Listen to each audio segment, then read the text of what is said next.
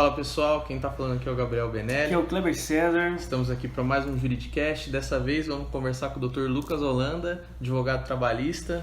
E aí, Lucas, como é que você está, cara? Se apresenta aí pro pessoal. Pessoal, tudo bem? Como o Gabriel disse, me chamo Lucas, sou advogado trabalhista, civil e expectativa grande. Agradeço o convite dos meninos aqui. Bom, aquele papo vamos gostoso. trocar uma ideia interessantíssima aqui. Pegamos um tema aí interessante de falar, que é justamente o que a gente está vivendo hoje, né? Quais foram aí os impactos da pandemia? Vamos falar de contrato de trabalho. Quais foram os principais impactos aí que nós tivemos nos contratos de trabalho nessa pandemia? Bom, Gabriel, ano passado, né, a gente teve o advento da pandemia, que começou em março, e a partir de abril, os contratos de trabalho começaram a sofrer algumas alterações em virtude do cenário pandêmico. Dentre eles, eu posso citar para vocês a medida provisória 927, né? Justamente. Posteriormente veio a medida provisória 928, que reeditou a 927. Depois da 927 veio a 936, que é dela que a gente vai falar um pouquinho. E posteriormente veio a 946, tá? O que aconteceu de todas essas medidas? Elas visavam, de alguma forma, mitigar os efeitos da pandemia, tá? Dentre elas, a que é mais famosa é a 936. Por quê? A 936 preveu, exatamente, a possibilidade de redução e de suspensão do contrato de trabalho. Justamente, a gente conversou bastante já disso aí. Eu acho que a principal mudança, como você falou, é um cenário totalmente diferente, né?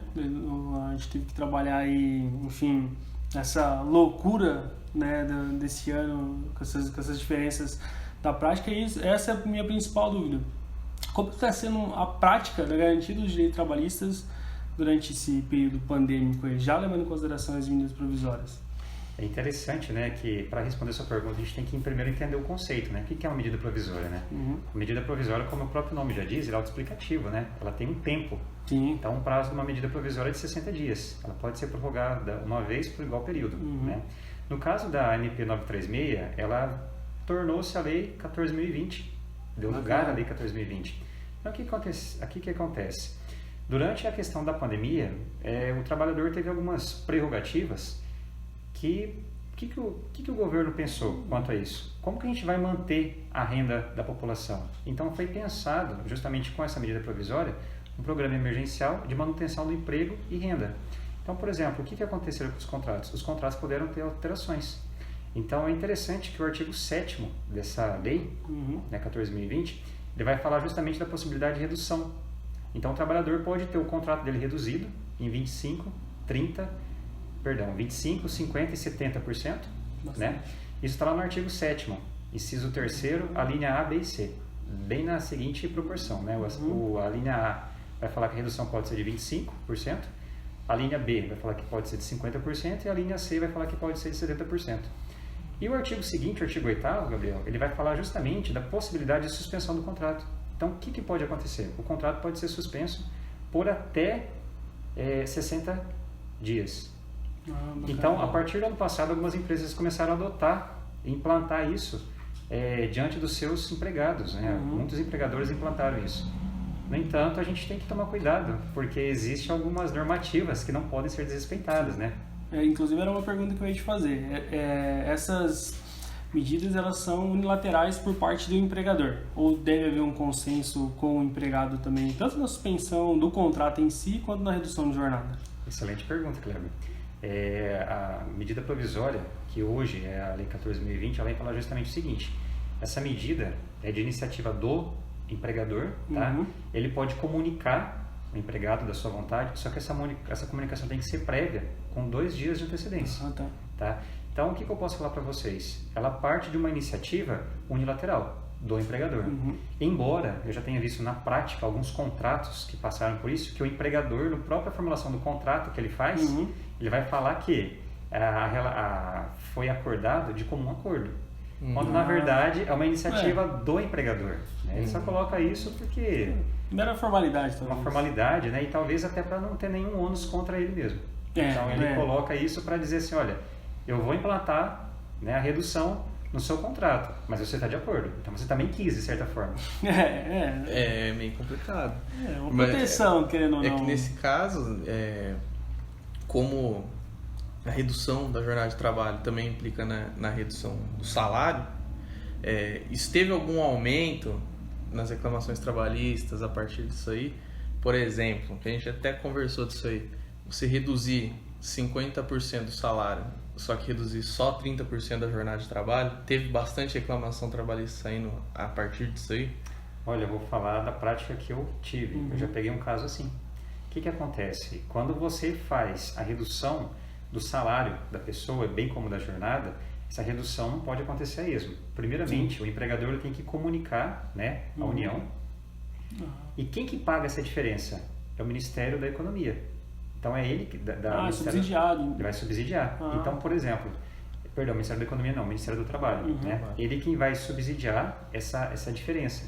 Então, o valor, por exemplo, que vai ser diminuído do contrato do trabalhador, vamos supor que a jornada dele foi reduzida em 50%. Então, ele vai ter que trabalhar proporcionalmente a essa jornada e os outros 50%, quem vai custear é o governo. Só que daí, já antecipando uma possível pergunta também, essa antecipação, ela não vai ser referente ao valor que o trabalhador ganha, mas vai ser referente ao valor de um salário mínimo. Ah, sim. Ela vai no máximo, então, até o salário mínimo. Exatamente, porque é calculada em cima do teto do salário mínimo. Entendi. Certo. Mas, na verdade, então, só para deixar até bem claro, por exemplo, na carga máxima seria o 70%, é 70% do salário mínimo, ou o 70% é proporcional a um salário mínimo? Então, 70% vai ser, no caso do salário que o trabalhador ganha, ele vai ter o desconto de 70%. Certo. Só que o que ele vai receber é 70% do valor do salário mínimo. Salário mínimo, certo. Sim. Você acaba ganhando bem mesmo no final. Vamos ter uma pessoa que ganha um teto de R$2.000, né? Se ela for ter uma redução de 70% de R$2.000, vai implicar em R$1.400 de redução. Então ela ganharia o quê? R$600 por mês. O que vai acontecer? O que o governo federal vai fazer? Ele vai suplementar 70% do salário mínimo. 70% do salário mínimo hoje é 1.100. Vai dar o quê? Equivalente a 150. uns 700, né? 770 reais. 770. 770. Quanto que ele deixou de ganhar? Ele deixou de ganhar 1.600. É 1.400, na verdade, né? Então você vê a diferença. Ele teria que ganhar, na verdade, se fosse considerar o que ele ganhava, era R$1.400. Só que ele vai ganhar pelo governo R$770. Entendi. Entendeu? Como você já tratou no início, na verdade é uma medida mesmo assim, para evitar que seja mandado embora o funcionário, né? Entendendo esse motivo pandêmico de, pelo menos vou reduzir minha carga, aí, proporcionalmente no caso, deve ser, né, proporcionalmente o salário, mas pelo menos vou manter, acho que isso é o principal. E você vê efetividade nessa medida provisória que hoje se tornou lei? Olha, Kleber, precisa a gente olhar pela ótica dos dois lados. Sim, sim. Tanto da visão do empregador quanto da visão do empregado. Então, ocorre que, no caso do empregador, ele tem que estar atento aos seus direitos, conhecer a legislação, bem como o empregado. Porque até se o empregador não cumprir à risca o que fala a medida, ele pode sofrer alguma penalidade, de alguma forma. Sim. No caso prático que eu tive, o que aconteceu? O salário da pessoa foi reduzido, tá?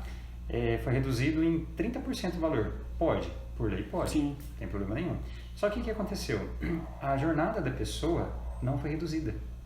Então, a empregadora dessa pessoa, ela inscreveu a pessoa para receber o subsídio do governo, ela recebeu, só que a empregadora manteve ela trabalhando às 8 horas diárias, mas pagando valor reduzido. Ou seja, ela teve 2 horas de redução no contrato dela, que ela teria que ser cumprida. Então, ela deixou de ganhar 2 horas de trabalho e trabalhou as 8 horas normais. O que aconteceu? Quando essa cliente me procurou, são 2 horas extras. Então, entrou por horas extraordinárias. Então, eu fiz bacana a gente falar isso, né? Eu fiz o cálculo do período que foi suprimido, né, e pedi isso na reclamação trabalhista. É legal a gente tocar nesse ponto, que o Gabriel, quando a gente conversando antes de você chegar aqui, ele tocou que é bem interessante. Essas horas, elas se transformam, então, em horas extras. Exatamente. Porque a mudança é justamente no contrato de trabalho, né? Ela não é uma mudança verbal ali. Você vai trabalhar 2 horas a menos, porque tal. É no contrato de trabalho que muda no papel mesmo. Então, como se a jornada dela fosse 6 horas. Fica na seguinte situação. Na carteira dela, nada vai mudar. Então, vai ter um adicional. O que é esse adicional? É um contrato à parte que ele é feito. Então, esse contrato é feito, ambas as partes assinam e ele começa ter validade a partir do momento da assinatura das pessoas. Mas tem que ser feito. Tem que ser feito. Tem que ser feito. Não pode ser feito apenas de boca. Se Tem que for ser feito expressamente. verbalmente, tem alguma consequência, alguma punição para o empregador? Olha, Gabriel, no caso dele ser verbal, né, já está descumprindo o que diz na própria legislação. Porque esse acordo ele tem que ser assinado pelas partes. Não Então, basta só você dar ciência. Tipo assim, eu não posso, vamos supor que eu sou um empregador. Eu não posso chegar, marcar uma reunião com meus empregados e falar, ó, a partir de hoje sua jornada está reduzida a 50%, os seus salários estão reduzidos a 50% e sua jornada também. Você não tem essa. Tem que ser um acordo, um contrato, onde as duas partes têm ciência, as duas partes assinam e tem que ser formal, então, a coisa. Que é Não uma pode dica ser de ouro, verbal. o exemplo que você deu como empregador, faz tudo por escrito. Tudo por escrito. Tudo por escrito, porque você já está se ausentando de possíveis reclamações. Porque quando você faz verbal, o que vai acontecer? Você não está documentando isso em lugar nenhum. Então, se chegar a virar uma reclamação, numa fase probatória, por exemplo, como que você vai provar isso? Não tem documento. Como você vai provar que teve o consentimento do seu funcionário? Por mais que o funcionário estivesse lá, na hora que chegar na Então, já para evitar ação, isso, a lei já previu isso. Então, ela Entendi. pede que seja expresso. Entendi. E eu acho interessante também o seguinte, sendo informal, você acaba não comunicando com o governo federal e você não usa o subsídio para suprimir parte da renda do empregado. Então, assim, sendo informal, você ainda prejudica o empregado a ele não ter aquele subsídio que ele teria. Sim. Exatamente. Porque até quando o empregador ele vai transmitir os dados do empregado dele para o governo federal, como ele vai fazer isso? Sim. Tem que fica enviar alguma impossível coisa que está sempre. dentro da formalidade. Sim. Então, a melhor coisa é a anuência. Né? Pede a assinatura do seu funcionário, fala para constar ali, explica para ele o que está acontecendo, quais são os direitos que ele tem. Na dúvida, procura um profissional da área jurídica, Sim. da área trabalhista, que vai orientar a pessoa devidamente. Às vezes o que falta, né, pros empregadores aí é a orientação mesmo. Às vezes eles não querem nem fazer numa má fé, mas falta orientação para fazer. Exatamente. Fica sabendo que o governo virou lei agora, né, que pode ser feito, mas faz do jeito errado, porque não sabe como fazer. E é até interessante isso, Gabriel, porque o que as empresas adotam hoje? Ou algumas empresas elas já têm internamente o setor de RH, ou elas terceirizam a parte da contratação. Então, se você parar para pensar, o empregador ele é obrigado a saber? Não. Quem é obrigado a saber é o operador do direito, quem lidar com isso. Só que é importante que ele tenha consciência de que ele tem que se adequar. Então, uma vez tendo a necessidade, ele propriamente não precisa conhecer afinco a normatização. Mas ele tem que saber que existe Isso. e adequar todos os setores da empresa à normatização, ou então a empresa terceirizada que ele contrata para fazer a contratação, bem como reger os contratos de trabalho, precisa estar adequada. Precisa estar no Com jeito. certeza. Sim, sim, é um ponto muito importante. A gente que está no interior, talvez ainda falte um pouquinho de cultura de ter essa assessoria jurídica dentro das empresas. As maiores empresas a gente sabe que tem, mas as pequenas empresas talvez ainda estejam aprendendo a lidar com essa situação, né? De estar adaptada à rotina jurídica em si, dos contratos de trabalho, das excepcionalidades que existem dentro da jornada de trabalho. Acho que isso é um ponto para a gente debater depois no próximo capítulo aí. E aproveitando, Lucas, que você está aqui para conversar com a gente, o nosso público também é de muitos alunos, muitos discentes do curso de Direito, principalmente ali encerrando o curso. Eu queria que você desse feedback para a gente de como é iniciar a carreira na área trabalhista. O que você pode dar de dica para quem está saindo da faculdade agora, já vai enfrentar também, assim que tiver o exame de ordem, a advocacia, enfim, e também quer partir para a área que você partiu, que é a área trabalhista. Olha, é uma pergunta que ela desafia até mesmo nós que já estamos atuando. Sim. Porque o tempo todo a gente se pergunta, mas é isso mesmo? Porque são desafios novos, né, Kleber? Sim, então, sim. a partir do momento que você está na graduação, a sua preocupação é o quê? É cumprir estágio, apresentar relatório de audiência, atividade prática, prova. Quando chega no último ano, quem vai prestar no último ano, você já tem o exame da ordem. Então, são desafios novos. Sim. A partir do momento que você se forma, né, você tem essa mudança do quê? E agora? Eu já não sou mais bacharel de Direito. Fui aprovado no exame da ordem? Agora eu tenho que correr atrás. Então, nós temos, por exemplo, quem parte para a iniciativa pública, quem quer concurso, quem almeja isso. Normalmente, essa pessoa ela já tem um perfil já estabelecido Sim. já dentro da faculdade. Sim. Sim. Então, já desde a faculdade, já começa a estudar específico para concurso que ele quer. Ou às vezes no decorrer do caminho, após formado, ele pode mudar de ideia e partir para o ramo público. Agora, quem quer advogar, que é o meu caso, desde quando eu comecei a faculdade, a minha pretensão era advogar. Não sabia a área, mas Sim. queria advogar. Então, o que acontece? A gente tem muitos desafios. O principal deles, e agora? Vou trabalhar de advogado empregado para alguém ou vou eu mesmo começar por conta? Então, em ambos os casos, você tem um desafio. Sim. Dos dois lados, quais são os desafios? Se você vai começar como advogado contratado de um escritório, você tem um desafio principal que é, olha, eu não tenho experiência. Né? Só que durante o período acadêmico, pressupõe-se que aquele aluno passou por quê? Por estágios. Sim. Então, ele não é totalmente desconhecedor do que ele está lidando.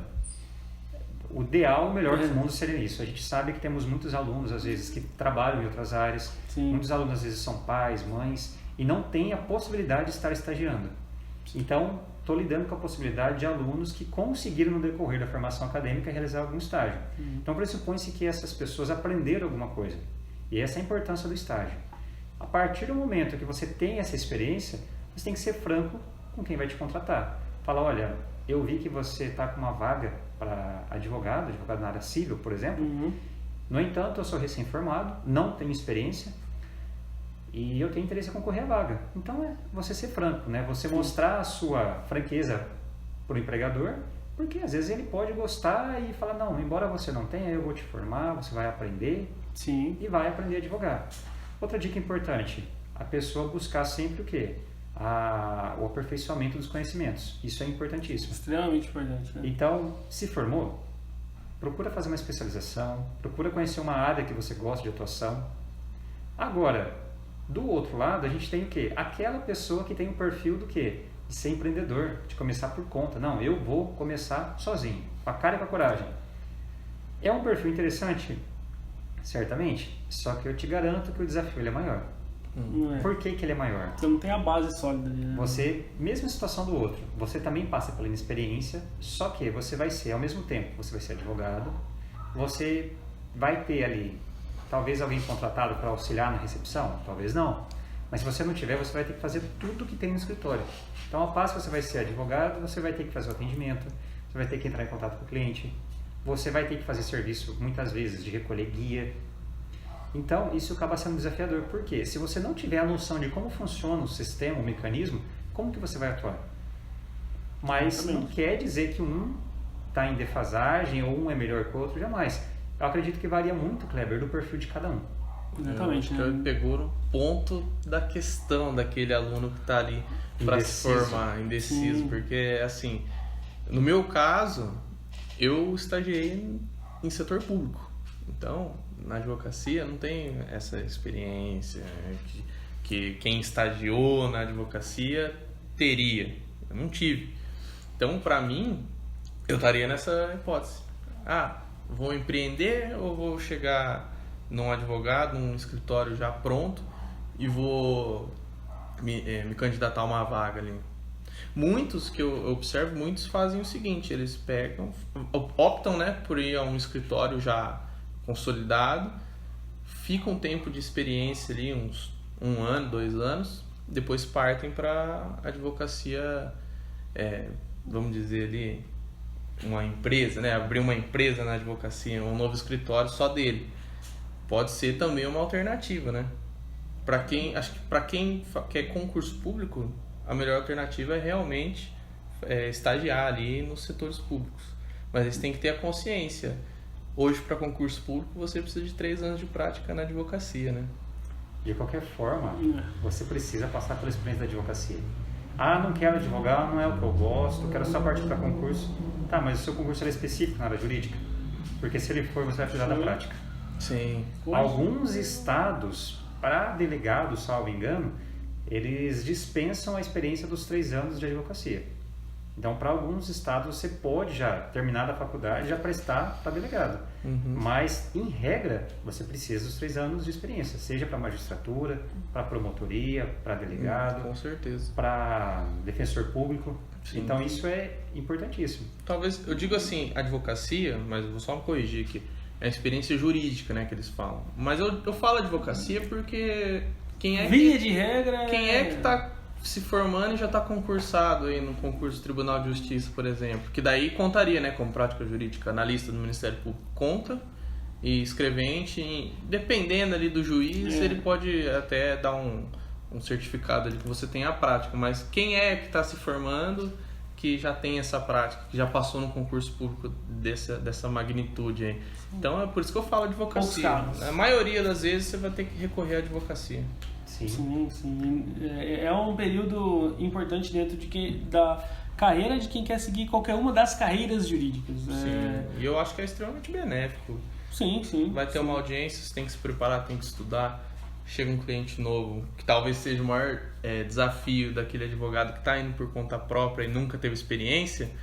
Chega um cliente novo, e agora? O que eu vou fazer? Como é que eu vou atender? Você vai ter que se preparar para atender. Então você vai estudando cada vez mais, né? Acho que é extremamente benéfico. Com certeza. Eu para ser sincero, eu e o Lucas iniciamos a mesma turma, juntamente com o Gabriel.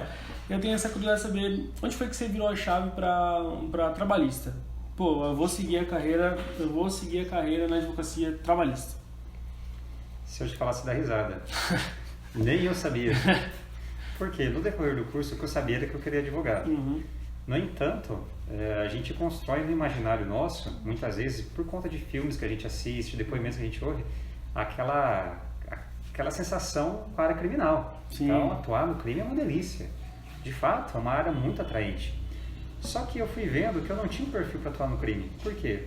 Assim como o Gabriel, eu também passei por órgão público, fui estagiário do Ministério Público. Então, ali eu comecei a ver que o meu perfil não era crime. Tá? Para atuar no crime de modo algum. Isso como advogado. Como promotor, acredito que eu também não tenho perfil. O que aconteceu? A partir do tempo que eu fui avançando nos estudos, durante a faculdade, eu fui observando algumas áreas que eu tinha mais familiaridade. E é interessante, porque a área que eu melhor me dava era na área penal. Curioso, né? Tinha prática ali também, já? Então, eu entendia com muita facilidade a matéria. Agora, eu sempre tive dificuldade na área trabalhista. Sempre. Então, essa dificuldade me fez estudar mais.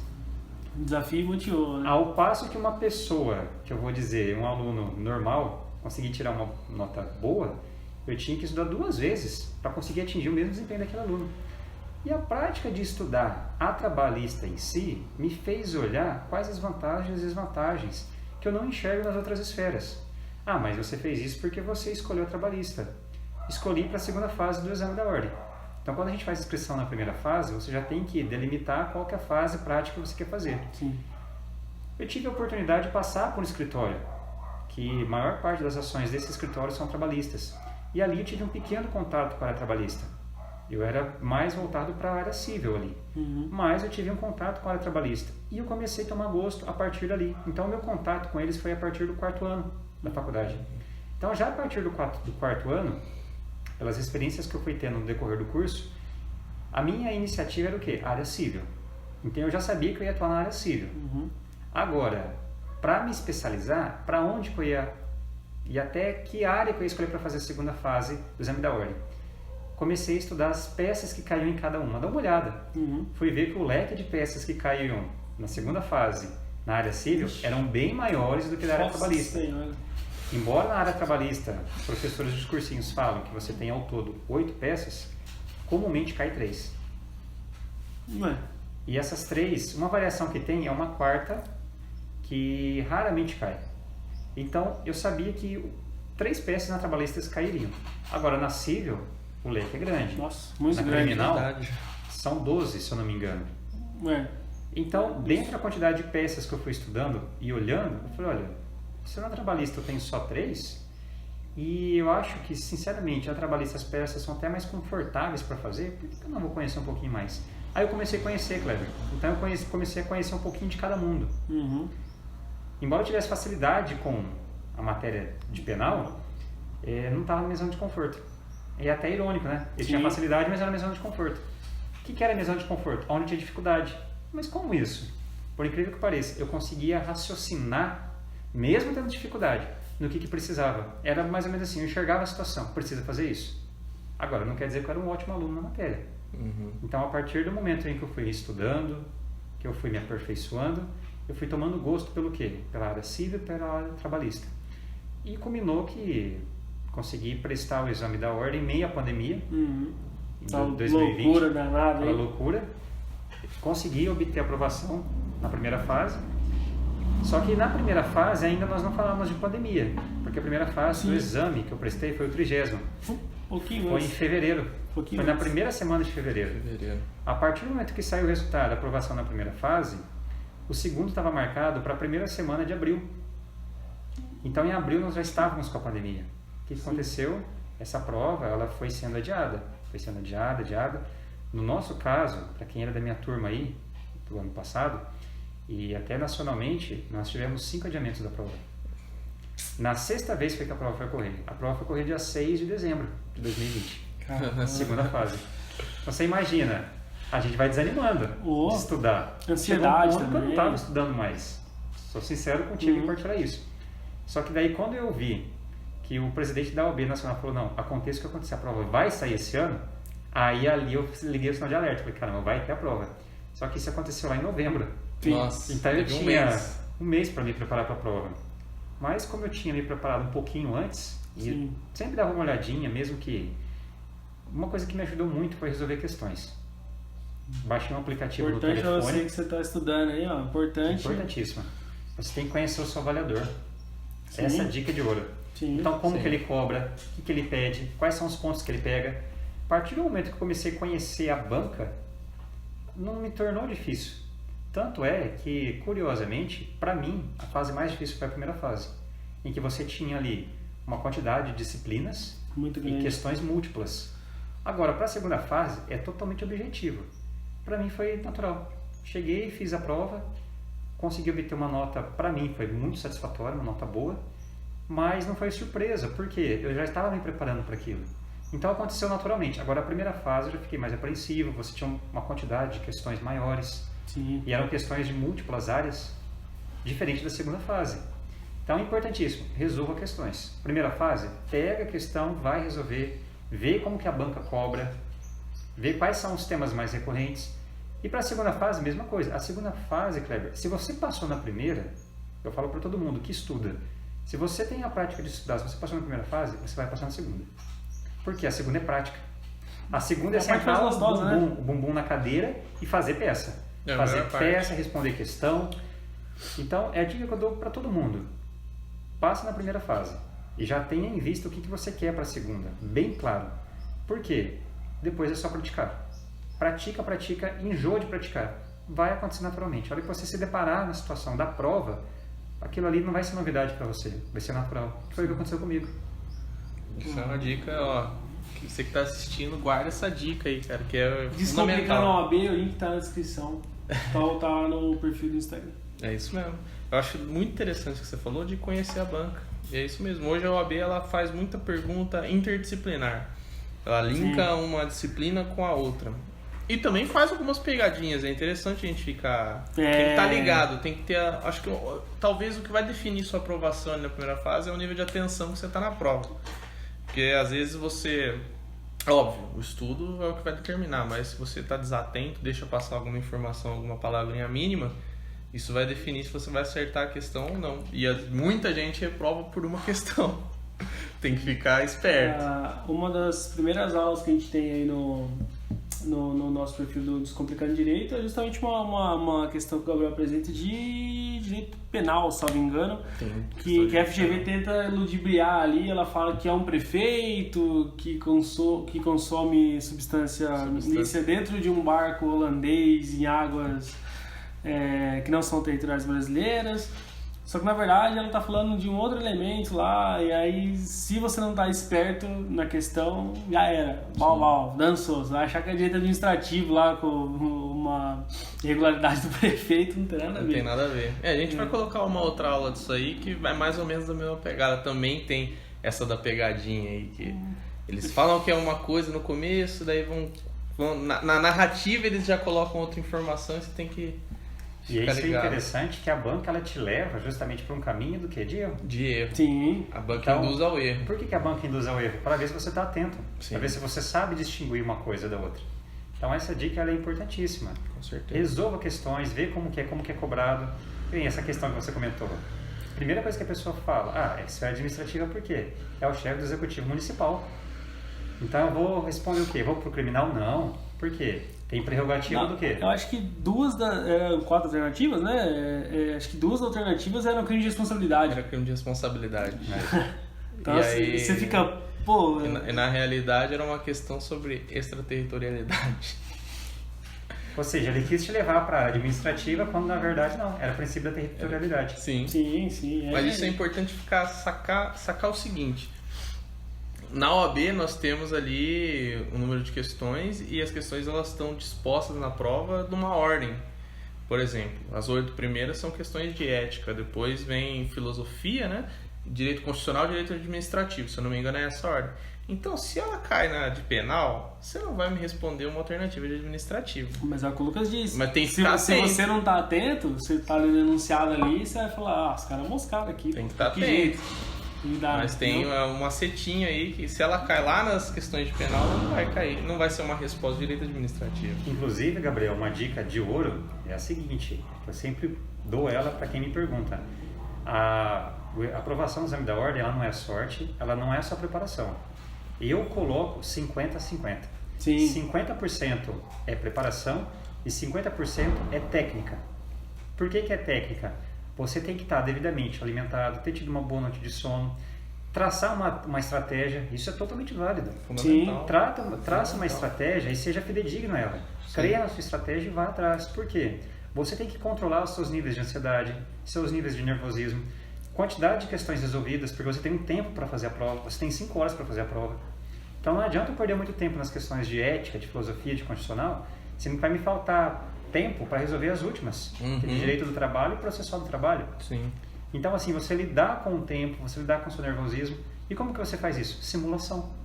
Você tem que simular a situação da prova em situações do seu dia a dia. Então se você tiver um tempo, tira algumas horas, se reserva, se afasta um pouquinho de qualquer meio eletrônico, digital. Celularzinho, guarda o telefone lá. Longe. E tenta fazer uma simulação, como se fosse uma condição real de prova.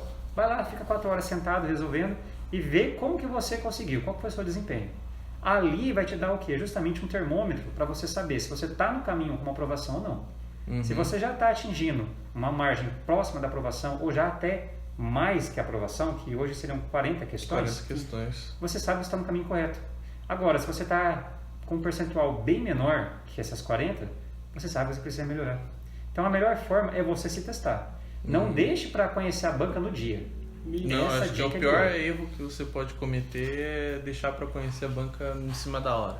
Gabriel, para a primeira fase eu resolvi 8 provas anteriores. Para a primeira fase. Eu simulei 8 vezes. E tem que ser feito. Para a segunda fase eu fiz 12 peças. 12 peças? 12 peças. Então assim, eu não aguentava mais escrever. Só que na hora que chegou na hora da prova, a hora que eu bati, eu nem tinha terminado de ler o enunciado, eu já sabia, no meu caso, que se tratava. No meu caso, caiu um recurso ordinário. É uma prática. A hora que eu comecei, eu falei, se trata de um RO. Por quê? Prática. Sim. Foi difícil o treino? O treino foi, mas na hora do jogo... Já era. Chega ali, tá preparado. Exatamente. É isso mesmo. Eu, particularmente falando, tenho experiência que você falou de se preparar, de ter uma estratégia. Hoje, graças a Deus, eu sou funcionário público porque deixei de ficar fazendo prova a revelia de qualquer jeito, sem estudar sem estratégia nenhuma. A partir do momento que eu implementei minha estratégia de fazer aquilo que eu sei, deixo para lá depois, vou, enfim, fazendo sem me desgastar e depois eu resolvo o final, fui aprovado em 2 concursos. Então, assim, é estratégia, como você falou, você tem que estar preparado para a prova, é claro, se eu não tivesse conhecimento eu não teria acertado as questões, mas ao mesmo tempo, se você não está preparado psicologicamente, se você não teve uma boa noite de sono, se você não se preparou no seu dia para estar ali concentrado na prova, você está com mal dia, você não faz nada, você esquece. Algumas vezes eu já cheguei a errar em prova, que eu peguei assim depois no outro dia e falei assim, mas não é possível com isso. Eram coisas óbvias, mas por quê? Não estava preparado os outros 50%. Tinha estudado, mas no dia da prova não estava tão bem, não estava tão legal. Não tinha me preparado da maneira correta, não tinha a estratégia correta também, então é fadado a dar erro, não tem jeito não. Sim, tem que ser essa junção. Sim. Ô Lucão, cara, muito obrigado por você ter vindo aqui bater esse papo com a gente. A gente vai, o Lucas também, ele é mediador, então qualquer dia desses nós vamos bater um outro papo sobre mediação. Aí é outro papo, vai mais um leadcast. Vai mais um aí, com certeza. Tranquilo, ele é fera na mediação. Então, muito obrigado por você ter vindo prestigiar a gente aí. Tenho certeza que o pessoal vai gostar muito do conteúdo. E espero que você venha aqui conversar com a gente mais vezes. Opa, eu que agradeço. Eu fico lisonjeado pelo convite, tanto do Kleber quanto do Gabriel. E podem contar com a minha participação, que para mim é uma honra. Opa, fica aqui então meu agradecimento, satisfação, cara. Espero que tenha gostado de participar com a gente. E ficamos por aqui. Até o próximo Juridicast. Valeu. Valeu.